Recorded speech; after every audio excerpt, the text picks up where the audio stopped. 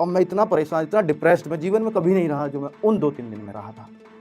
और यकीन मानना कि मैं उन 2-3 रातों सो भी नहीं पाया था कि मेरे टीचर्स चले गए। फिर वो वीडियो बनी पहली, वो लाइन वाला पेज आया, उस पे तिरछी-विरछी सी राइटिंग आई। कोई भी यूट्यूबर जो शुरुआत करता होगा, वो कभी नहीं सोचता होगा कि मैं कभी इस मुकाम तक भी पहुँचूँगा। मैंने भी कभी नहीं सोचा था। 1 मिलियन सोच पाना एक सपना लगता था। आज हम 15 मिलियन। हेलो साथियों, नमस्कार। मैं अंकित भाटी आज जोश टॉक के मंच पर हूँ। आज रोजगार विद अंकित से 14 से 15 मिलियन लोग करीब जुड़े हुए हैं। इसका कारण क्या है, मतलब इसको शुरुआत कैसे मिली थी, ये आप जरूर जानना चाहेंगे। तो मेरे पिताजी दरअसल में गवर्नमेंट टीचर दिल्ली में हैं, और उनसे, क्योंकि मेरा गांव का नाम है अस्तौली, ग्रेटर नोएडा के अंदर। दिल्ली पुलिस जॉब में बहुत सारे लोग हैं। करीब आज की डेट में 125 से ज़्यादा लोग मेरे गांव से सिर्फ दिल्ली पुलिस में है। मैं जिस पृष्ठभूमि से आता हूं, वहां पर सरकारी नौकरी का मतलब सिर्फ दिल्ली पुलिस जाना जाता है। तो वो दिल्ली पुलिस के लिए पापा हमेशा मतलब ऐसे रहे हैं कि कोई बच्चा तैयारी कर रहा है, तो पिताजी टीचर हैं, तो उनसे आके कोई सवाल पूछ लेते थे। मैथ्स के टीचर पिताजी हैं, तो वो उनको बड़े शौक से बताया करते थे, और फिर उनका बहुत सारे बच्चों का सिलेक्शन हो जाया करता था। तो पिताजी के दिमाग में ही आया था 2008 में कि क्यों ना, अब जैसे ये बच्चे आते हैं, कोई आ पाता है, कोई श्रम की वजह से नहीं आ पाता है गाँव में, कोई शर्मीला बच्चा है तो कैसे आ पाएगा, तो क्यों ना इसको एक ओपन प्लेटफॉर्म की तरह इसको यूज़ किया जाए। तो उन्होंने इस तरह से कि भाई अब ठीक है, एक टाइम रख दिया कि वो भी ड्यूटी करते हैं, उनका शाम की शिफ्ट होती है 1 बजे से 6 बजे तक की, तो या 6:30 तक की मेरे ख्याल से दिल्ली में जो टाइम चलता है। वो सुबह को उनके पास टाइम होता था, 10 बजे वो निकलते थे, और 10 से पहले बच्चों को सुबह बुला लिया करते थे, और वो एक टाइम रख दिया कि सुबह 8 से 10 बजे तक बच्चे आ जाएँ। तो 31 बच्चे पहली बार पिताजी को मिले उस बैच में 2009 की शुरुआती भर्ती के लिए। तो वहाँ पर पिताजी ने जो है उन 31 बच्चों में से करीब 18 बच्चों का या 19 बच्चों का, उन बच्चों का सिलेक्शन करवा दिया था अपने पढ़ाने के दम पे। तो वो एक मोटिवेशन था मेरे लिए कि इन 31 में से 18-19 लोगों की लाइफ बदल गई पिताजी की बदौलत। तो मेरे को बड़ा अच्छा लगा, वो बहुत अच्छे पल थे वो मेरे लिए। तो मैं भी कुछ योगदान कहीं न कहीं करना चाहता था, पर इतनी हिम्मत नहीं थी कि मैं पढ़ाने के लिए योगदान कर पाऊँ। फिर एक रीज़निंग सब्जेक्ट होता है, इसमें जो दिल्ली पुलिस में आता है, तो वो रीज़निंग जो सब्जेक्ट है, वो पिताजी का उतना अच्छा नहीं था पढ़ाने के लिए। मैथ्स वो पढ़ा लेते थे, जीएस को बहुत अच्छे से रटा देते थे, लेकिन रीज़निंग उतनी अच्छी नहीं थी, और मेरा वो बहुत स्ट्रॉन्ग हुआ करता था। तो उस चैप्टर को पढ़ाने के लिए पिताजी ने बोला, मैं 18 साल का ही था, और ये बोला कि भाई इसको, इस चैप्टर को तू ही पढ़ा दे इस क्लास में। और जब मैं उस चैप्टर को, जब उन्होंने पहली बार बोला, मना कैसे करूँ? अब इतनी हिम्मत नहीं, क्योंकि सब लोग मेरे से ज़्यादा एज के बैठे हुए हैं वहाँ पर, कोई हँसी तो नहीं उड़ाएगा, ऐसी झिझक होती ही है बच्चों में, और मेरे अंदर बहुत ज़्यादा थी। शाई था मैं थोड़ा-सा। तो वहाँ जब मैं गया बोर्ड पर पहली बार, तो मेरे हाथ कँप-कँपा रहे थे। जब पहली बार मैंने, चॉक थी और ब्लैक बोर्ड था, तो जब मैंने वो पहली बार पढ़ा तो फिर मेरे हाथ कँप-कँपाए, थोड़ा सँभला, और चीज़ें मुझे आती थी। बस यही एक आत्मविश्वास था अंदर कि आता है मुझे। और मैं मतलब क्लास की तरफ नहीं देख रहा था, मुझे अब भी ध्यान है, मैं सिर्फ़ बोर्ड की तरफ देख रहा था, और मैं पढ़ाई जा रहा था, और क्लास एकदम शांत बैठी थी, क्योंकि मुझे एक्सप्लेन करना आता था चीज़ों को, और इतनी हिम्मत नहीं थी कि मैं उस क्लास की तरफ देख पाऊँ। तो वहाँ मेरे को, जब मैं वो पढ़ा रहा था, तो पढ़ा कर के वो 45 मिनट की क्लास थी, मैं जब निकला तो उन सब लोगों ने मेरे लिए खड़े होके तालियाँ बजाईं, और वो मेरे लिए बहुत बड़ा मोटिवेशन था। और फिर मैं रेगुलर उस क्लासेस को पढ़ाने लगा, रीज़निंग की क्लासेस। और 2009 में ही लास्ट आते-आते पिताजी ने बोल दिया था कि भाई अब सारे विषय तू ही पढ़ा ले, बच्चे तुझे ही ज़्यादा पसंद कर रहे हैं। तो फिर 2010 से तो मैंने कंटिन्यू पूरी तरह से सँभाल लिया था, और फिर मैं लगातार पढ़ाता रहा, और 2010 से 18 तक मतलब गाँव के आस-पास के गाँवों के बच्चे, सुबह 6 से 8 में पढ़ाता था। जाड़ों में सुबह 6 बजे मेरे गाँव में 300-400 बच्चे एक साथ बैठ कर के पढ़ रहे होते थे, क्योंकि मेरे पास टाइम ही वो है 6 से 8 बजे का। उन 2 घंटे बिल्कुल शांतचित्त बैठ कर के वो पढ़ रहे होते थे, और आप यकीन मानिए कि वो इसलिए पढ़ रहे होते थे क्योंकि रिजल्ट्स मिल रहे थे बच्चों को। और मैंने पढ़ाया होगा करीब, जितने हज़ारों की संख्या में बच्चों को पढ़ाया होगा, मान लीजिए 10-15 हज़ार बच्चों को, ऑफलाइन तो आप इतना ही पढ़ा सकते हो इतने सालों में। तो 10-15 हज़ार बच्चों में से हज़ारों से ज़्यादा सिलेक्शंस मैंने उस टाइम पे दिए थे। तो आप बोल सकते हैं कि यहीं से रोज़गार विद अंकित की नींव रखी गई थी, जो 2018 में शुरू भी हुआ। 2018-19 के दौरान ही मैंने ऑनलाइन, मेरे दिमाग में आ गया था उसका कारण है कि 2000 जब मैं 18 में पढ़ा रहा था तो उससे पहले 2012 यानी पढ़ाने के दौरान ही मेरे को गवर्नमेंट जॉब मिल चुकी थी, जिसको एसएससी सीजीएल 2012 मैंने क्रैक किया है। देखिए, गांव में रहने के बावजूद आप अगर किसी गवर्नमेंट जॉब में लगते हैं और वो भी एक ऐसी जॉब हो जो बहुत ही प्रेस्टीज वाली, गांव में जिसको लोग जानते हों कि वास्तव में ही एक बहुत शानदार जॉब, क्योंकि मैं जिस दिन मेरे को वो रिज़ल्ट आया था तो इतनी खुशी मुझे भी हुई थी कि मैं पूरी रात सो नहीं पाया था खुशी की वजह से। और जब वो खुशी होती है तो उस खुशी को फिर आप, एक टाइम ऐसा आता है क्योंकि टाइम का कुछ नहीं पता, एक टाइम इस तरह का आया मेरे सामने कि मुझे वो जॉब छोड़नी पड़ी, जिसको मैं, जब मेरी लगी थी, पूरी रात खुशी में सो नहीं पाया था और उस जॉब को मुझे कभी छोड़ना पड़ेगा और वो भी खुशी-खुशी छोड़ना पड़ेगा, ऐसा कभी मैंने सोचा नहीं था। पर परिस्थितियाँ और आप लोगों का प्यार ये सब कुछ करा ही देता है। और देखिए, मैं ये भी मानता हूँ कि एमईए में जॉब जो लोगों को मिलती है वो आज एसएससी सीजीएल की फेवरेट जॉब्स में है। उसको छोड़ना तो मुश्किल था ही एक डिसीजन, साथ में क्योंकि बहुत सारे बच्चों का एसएससी सीजीएल जो तैयारी कर रहे हैं उनका वो सपना होता है, जो इसलिए मुश्किल था थोड़ा-सा डिसीजन। बट अब सब कुछ ठीक है और अब पूरी तरह से मन है कि आप बच्चों के लिए ही काम किया जाए। और 2018 में जब मैं 12 से सीधा 18 पे इसलिए आ रहा हूँ कि बीच में जॉब चलती रही, ऑफलाइन कोचिंग सेंटर चलता रहा। तो 18 में मेरे दिमाग में आया कि मैं जॉब के साथ बच्चों को अगर पढ़ाऊँगा तो बहुत ही लिमिटेड समय दे पाता था और दे पाऊँगा, क्योंकि तब तक 18 तक बिल्कुल मन में नहीं था कि मैं जॉब कभी मेरे को छोड़नी भी पड़ेगी। तो उस 18 के दौरान ही जब बच्चे, क्योंकि जब आप ऑफलाइन पढ़ाते हो तो बच्चे क्या है कि ऐसा नहीं होता कि वो एक साथ आ जाएँ पढ़ने, क्योंकि कोई तो आ रहा है एग्ज़ाम से 3 महीने पहले, कोई एग्ज़ाम से 2 महीने पहले, कोई एग्ज़ाम से 15 दिन पहले। तो जब इस तरह से बच्चे आते हैं, स्कूल की तरह नहीं आते कि सबका एडमिशन जुलाई में होगा, तो वहाँ फिर उनके लिए फिर एक चिंता हुई कि मैं इनको बड़ा लिमिटेड टाइम दे पाता हूँ, मैं इनको एक्स्ट्रा टाइम दे नहीं पाऊँगा क्योंकि मैं जॉब भी कर रहा हूँ। सुबह 6 से 8 बजे तक मेरे पास टाइम है, 8 बजे मेरे को अपनी जॉब पर निकल जाना है।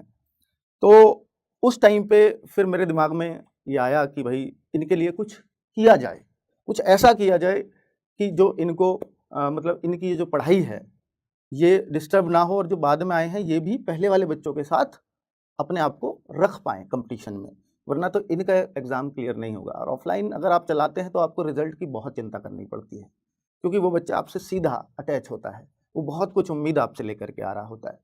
तो मैंने फिर ये सोचा कि भई कुछ ऐसा हो जाए कि जो मैंने पढ़ाया है अब तक, ये रिकॉर्ड हो जाए और रिकॉर्ड हो कर के जिन बच्चों ने जो बाद में जॉइन किया है, तो उनका जो छूटा हुआ सिलेबस है, उस रिकॉर्डिंग वीडियोज़ से वो कर लें। लेकिन उस टाइम पे जो 2018 में आपके पास इतने इंटरनेट्स पावर नहीं थी, लोगों के पास 1-1 जीबी आपको पूरे महीने चलाना पड़ता था। तो उस टाइम पे बहुत मुश्किल था मेरे लिए, क्योंकि मैं भी गाँव से ये सारी चीज़ें कर रहा था और गाँव में संसाधन नहीं थे कि आपके पास इतनी हाई स्पीड इंटरनेट हो कि आप वीडियो अपलोड कर सकें। क्योंकि एक टारगेट था कि एक वीडियो डेली करनी है। तो मैं जो क्लास में रिकॉर्ड करता था वो तो नहीं रिकॉर्ड कर पाया क्योंकि वो कैमरे से होता। तो फिर मैंने वही जो मैंने सुबह पढ़ाया है, उसी को फिर मैं शाम में आकर के अपने ऑफ़िस से, जब मैं रात को 8 बजे घर पहुँचता था, तो क्योंकि दिल्ली तक मेरे को जाना पड़ता था, मेरे घर से दिल्ली भी पड़ती है 55-60 किलोमीटर, तो मेरा आने-जाने का टाइम भी डेढ़ 2 घंटे का था।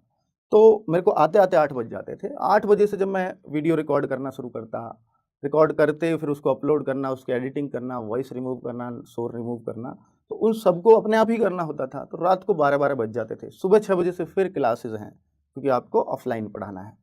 तो वो जो 5-6 घंटे का टाइम था, वही सोने का था, वही खाने-पीने का होता था। तो फिर मेरे को क्योंकि गवर्नमेंट जॉब में था, तो वहाँ पर सैटरडे संडे ऑफ होते थे। तो सैटरडे संडे में मैं ऐसी वीडियोज़ मतलब 3-3 4-4 वीडियोज़ रिकॉर्ड करके रख लेता था और उनको डे बाय डे अपलोड करता रहता था कि जहाँ जैसी ज़रूरत है। क्योंकि एक सब्जेक्ट नहीं, मैंने फिर 2 सब्जेक्ट भी पढ़ाए। बच्चों की डिमांड ज़्यादा बढ़ने लगी, तो फिर उस तरह से चीज़ें करते रहे। अब ये सब चीज़ें होती रहीं, तो इसका ये पीछे बहुत सारी कहानियाँ रही हैं छोटी-छोटी, बहुत सारे स्ट्रगल्स रहे हैं।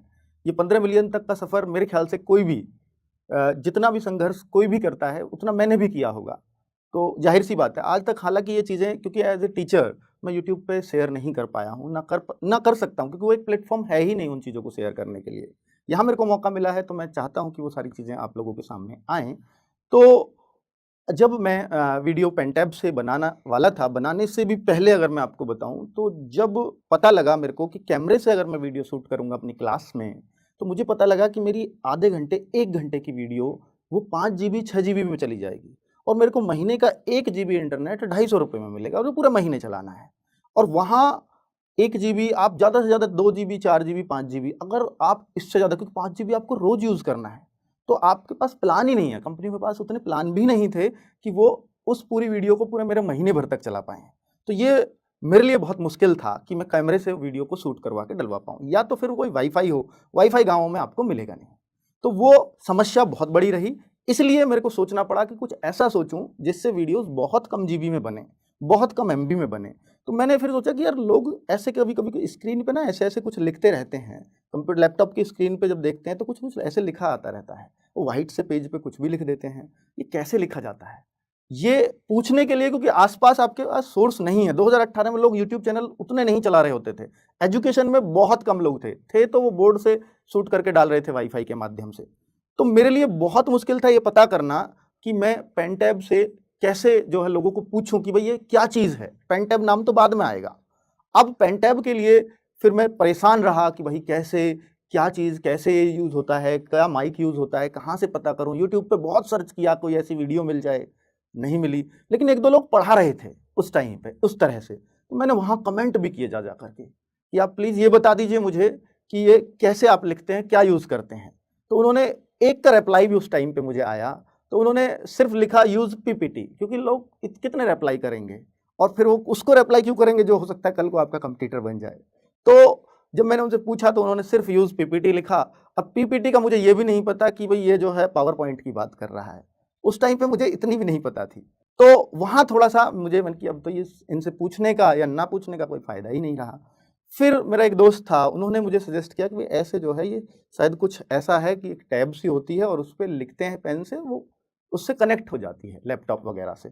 उन्होंने मुझे सजेस्ट किया, फिर मैं जो है वो लेकर के आया, मार्केट से मैंने लिया। मुझे आज भी याद है कि वो ₹7100 की, यानी 7,100 रुपए की वो मेरी पेन टैब आई थी और मैंने ये सोचा था कि मैं इसको कभी, क्या 7,100 रुपए, क्या मैं यूट्यूब से, या ये मेरी कभी कीमत वापस भी होगी? क्योंकि वो सैलरी से खर्च करने पड़ते थे। लैपटॉप मेरे पास पुराना रखा हुआ था, वो बहन की तैयारी के लिए, टाइपिंग के लिए आया था घर में।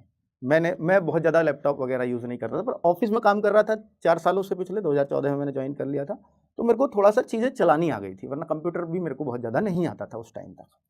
तो फिर वो मैंने सोचा कि भई कि ये पेन टैब से है, तो मैं पेन टैब मैंने खरीद ली।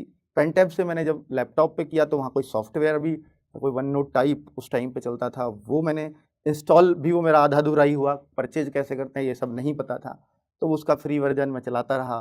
फिर मेरे को थोड़ा-सा लगा कि हाँ, ऐसे लिखा जा सकता है।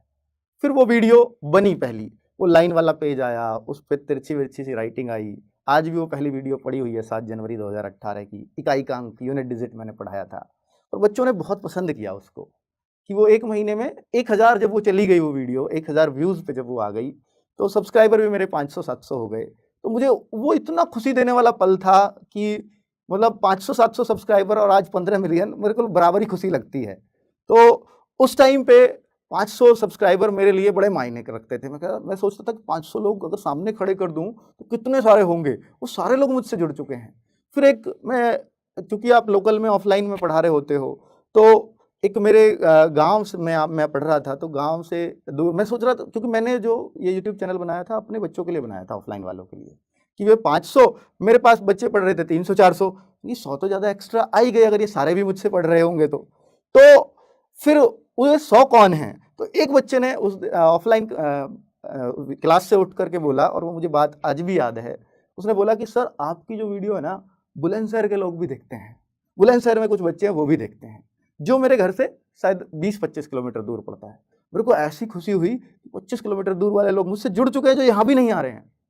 तो वो जो खुशी थी, वो वास्तव में बहुत ही मेरे लिए हतप्रभ कर देने वाली थी।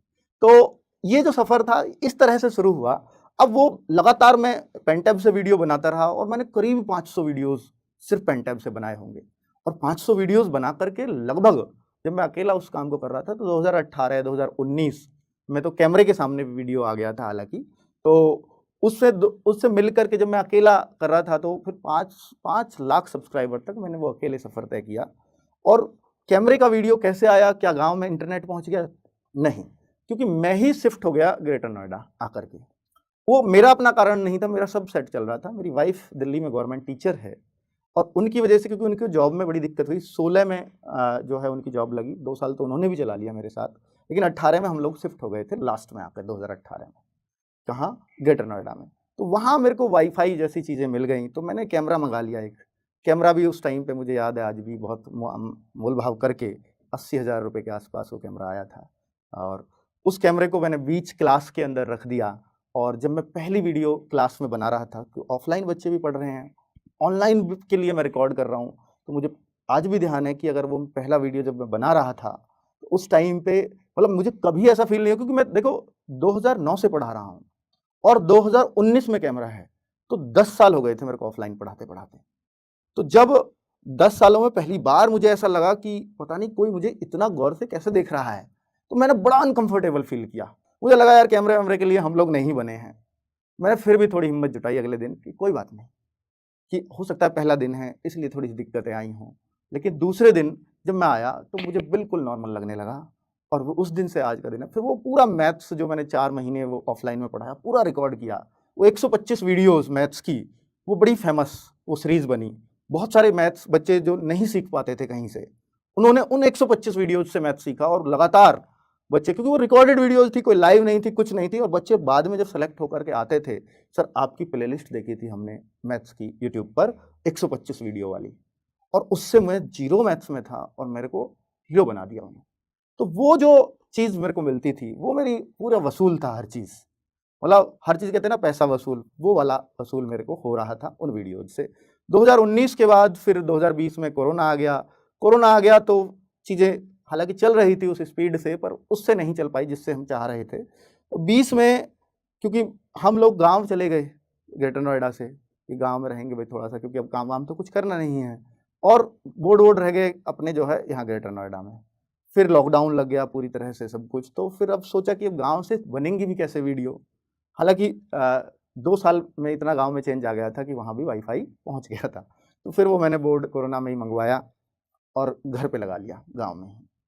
उस पे फिर मैंने वीडियो अपलोड करता रहा हिंदी वगैरह की, तो बड़ी फ़ेमस, मतलब मैं टीचर मैथ्स का था, मैं टीचर रीज़निंग का था, लेकिन जो मेरी वीडियोज़ फ़ेमस हुई सबसे पहले वो हिंदी की हुई। तो हिंदी की वीडियोज़ जब मैंने बनाई हिंदी पढ़ाने की, तो वो गाँव से ही घर से ही बोर्ड लगा के वीडियो अपलोड करता रहा। तो 2020 में कोरोना में थोड़ी-सी ढील मिली, अगस्त में जाके फिर हम शिफ्ट हो गए ग्रेटर नोएडा और बोर्ड भी शिफ्ट कर लिया। लेकिन अब एक चीज़ दिमाग में आ चुकी थी कि जो बच्चों का रिस्पॉन्स मिलने लगा था कि अब इनके लिए कुछ बड़ा करना है। तो वहाँ जो बड़े करने की बात आई दिमाग में, तो अगर मैं ही करता रहूँगा, मुझे तो अपनी जॉब पर भी जाना है। अगर मैं ही बड़ा करने की सोचता रहूँगा तो कितना कर पाऊँगा बच्चों के लिए, क्योंकि मेरी तो गवर्नमेंट जॉब है। मैं ज़्यादा काम तो इनके लिए कर नहीं पाऊँगा। तो फिर मेरे को लगा कि मुझे टीम जोड़ लेनी चाहिए अपने साथ। अगस्त 2020 का वो दिन आया, 15 अगस्त 2020 भी आ गया, दिल्ली पुलिस के फॉर्म भरे जा रहे थे और मेरे को लकीली टीम भी मिल गई और उस टीम से मैंने बैच भी शुरू कर दिया, जिसको मैंने आज़ाद बैच के नाम से उस टाइम रखा, क्योंकि 15 अगस्त को लाया था, आज़ादी का दिन था, तो आज़ाद बैच हमने उसको रखा। टी-शर्ट भी हमने उस टाइम पे पहली बार लॉन्च की, तो लेफ्ट साइड में तिरंगा भी हमने टी-शर्ट पे अपनी पे लगा रखा है, तो वो भी 15 अगस्त की ही देन थी। तो वहाँ पर जब मैंने सोचा कि ये अब टीम आ चुकी है, बच्चों के लिए पूरी तैयारियां हो चुकी हैं उनको सिलेक्शन दिलाने की, अब यहाँ पर कितनी मेहनत इनके साथ कर दूं, बस ऐसे मन कर रहा था। और मैं भी अपने घर कह करके आ गया था कि 3 महीने में बच्चों का एग्ज़ाम, नवंबर में वो एग्ज़ाम होना था, कि 3 महीने में बच्चों का एग्ज़ाम है, अब मुझे प्लीज़ फ्री कर दीजिए। और मैंने अपने ऑफिस में भी छुट्टियाँ लगा दी। छुट्टियाँ नहीं मिली तो मैं, मतलब मुझे लेनी ही है, मैंने ये पूरा सोच लिया था। वहाँ भी मैं छुट्टी लेकर के और बच्चों के लिए जुट गया पूरी तरह से। और वहाँ पर चूँकि जब आप टीम जोड़ते हो, तो आपको कुछ पैसे की नीड होती है। मेरे लिए ना सही, क्योंकि मैं तो गवर्नमेंट जॉब में था, मेरा काम बहुत अच्छे से चल रहा था। लेकिन बाकी टीचर्स, बाकी स्टाफ जो लोग हैं, तो वो टोटल मिला के मेरे पास 10-15 लोगों की टीम हो चुकी थी। हालाँकि हम एक ही कमरे से, क्योंकि जब हम गाँव से आए तो एक दुकान सी हमने ली थी किराए पे, उस दुकान पे अपना सेटअप किया था, अपना बोर्ड वगैरह। उसी पे टाइपिस्ट बैठे हैं, उसी में टीचर्स बैठे हैं, वो सब कुछ हमने किया, उसी में बच्चों के हम कॉलिंग मेंबर बैठे हैं, तो वो सब सुन रहे थे। तो एक दुकान होगी, 14,000 रुपये उसका महीने का किराया था। हमारे लिए वो काफ़ी था उस टाइम पे, और एक दुकान से हमारा काम चल जाता है, एक स्टूडियो से। हालाँकि आज हमारे पास 40 स्टूडियोज़ हैं, और उस टाइम पे वो एक स्टूडियो जो खुशी देता है, जो मतलब यहाँ पे जो जज़्बात हैं जिस चीज़ के, वो शायद 40 स्टूडियो अब नहीं दे पाएँगे। तो वहाँ जब हमने शुरुआत की उस स्टूडियो से, तो उस टाइम दिमाग में ये था कि इतने सारे लोग हैं, इनको सैलरी तो चाहिए। अब तो बैच हमने लॉन्च किया, वो बैच हमने 500 रुपये में लॉन्च किया। जी हाँ, 500 रुपये, और उस पे भी डिस्काउंट दिया 400 रुपये में। हालाँकि आप ये कहते हो कि 500 रुपये में भी कोई बैच होता है, तो 500 रुपये से ज़्यादा मैक्सिमम कोई बहुत ज़्यादा किसी में सिलेबस है, बहुत लंबा टाइम चलाना है, 2-2 साल, 3-3 साल चलाना है, तो भी बैच हमारे 500 से 1000 के बीच ही आज तक सारे रहे हैं। इससे ज़्यादा की कीमत मैंने कभी आज तक बच्चों से सोची तक नहीं है, और ना कभी सोचेंगे। और जितने भी आज तक मैं अभी तक रिकॉर्ड बताऊँ तो 20 से 25,000 बच्चों को इनमें भी हमने अब तक फ्री कोर्सेज़ देते हैं। वो इसलिए कि बहुत ज़रूरतमंद बच्चे होते हैं, जो 500 रुपये भी नहीं जुटा पाते महीने का। अगर वो 500 रुपये अपने बजट में महीने के में से खर्च कर दें, तो उनका पूरा महीने का ही बजट गड़बड़ा जाएगा। ऐसे लोग मुझसे जुड़े हुए हैं, और उसका कारण है जुड़ने का, क्योंकि मैं गाँव की पृष्ठभूमि से आता हूँ, और मैं ये देख चुका था, क्योंकि मैं तैयारी कराने को सीजीएल की भी करा सकता था, क्योंकि मैं खुद सीजीएल क्रैकर था। बट मैंने चुना किसको? मैंने चुना आर्मी के बच्चों को, पुलिस के बच्चों को। गाँव की पृष्ठभूमि में यही सब तैयारी करते हैं बच्चे। तो मैंने कि इन बच्चों का ख्याल मेरे को रखना है, और वहाँ पर उस गरीबी को, उस जो लोग कृषि किसानों के बच्चे हैं, जो मजदूरों के बच्चे गाँव में जिस चीज़ को फेस करते हैं, उस चीज़ को ध्यान में रखकर ही मैं आया था यूट्यूब की दुनिया में, कि भाई इनके लिए कुछ करना है। तो 500-700 इसलिए रखनी पड़ती है फीस, कि मैं इस जो पूरी टीम है, इनका खर्चा चला सकूँ। और वो 500 रुपये जब मैंने उस टाइम पे रखे, तो ये भी नहीं पता था कि दिल्ली पुलिस में कोई हमारा बैच खरीद भी पाएगा या नहीं खरीद पाएगा। बहुत सारे सवाल मन में होते हैं। उस टाइम पे जब वो 500 रुपये का मैंने बैच रख दिया, तो मैंने फिर भी ये सोचा कि पता नहीं बैच बिकेगा या नहीं बिकेगा, लेकिन 10-15 लोगों की टीम फ्री में तो काम नहीं करेगी। इनको, और ये कर भी दें आज मेरे कहने से फ्री में काम, लेकिन इनके परिवार वालों को, इनका परिवार चलेगा कैसे? मेरा तो चल रहा है।